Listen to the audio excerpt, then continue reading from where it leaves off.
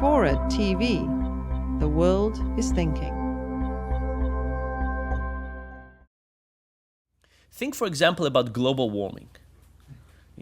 Can we get people to care about global warming? Right? I think the answer is basically no. If you wanted to design a problem that people would not care about, it would basically look like global warming, right? It has all possible elements that get people not to care. It's long in the future, uncertain, will happen to other people first. We don't see anybody suffering. We don't see any residue of it. And anything we would do individually is a drop in the bucket, right? These are all the elements that get people not to care, and we just put them together in global warming. So the question is, can we get people to care? Can we get people to wake up in the morning and feel urgency about the environment? Maybe for a few people, but in general, I think it's a losing battle. We're unlikely to do it. But can we use the ideas of reward substitution? Can we get people to care about something else that would get them to care as if they care about the environment?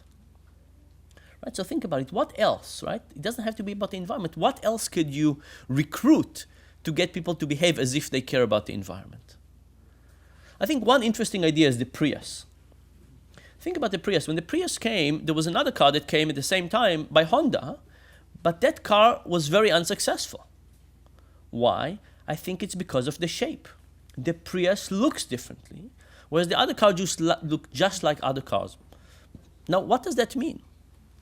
It means that perhaps when we drive a Prius, we not only do it because of the environment, we also do it because of our ego. Not in a bad way, but in a good way that it gets us to feel better about ourselves. And I'm challenging you to do the following experiment. I've been doing it for a while and it looks like it's working. When you drive next to people in Priuses, note to yourself how much they smile to themselves. Right? And let me know, because I think that those people smile more, and I think for good reasons. First of all, they drive and they say to themselves, look at me, I'm a really good person, I'm driving a Prius. And then they say, other people are looking at me and they're realizing what a wonderful person I am. And that's helpful as well. Now, here is kind of a study I did.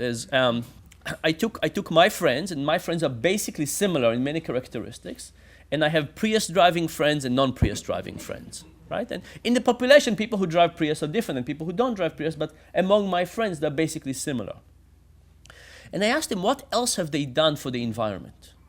Have they insulated the attic of their homes? Have they changed the thermostat? How many light bulbs have they changed? What kind of energy efficiency other mechanism they have? And my friends are basically the same. My Prius driving friend and my non-Prius driving friend seem to be different only on the Prius. They don't seem to be different on other things. Now, I think it's because the Prius is really tapping this essential element that helps our ego.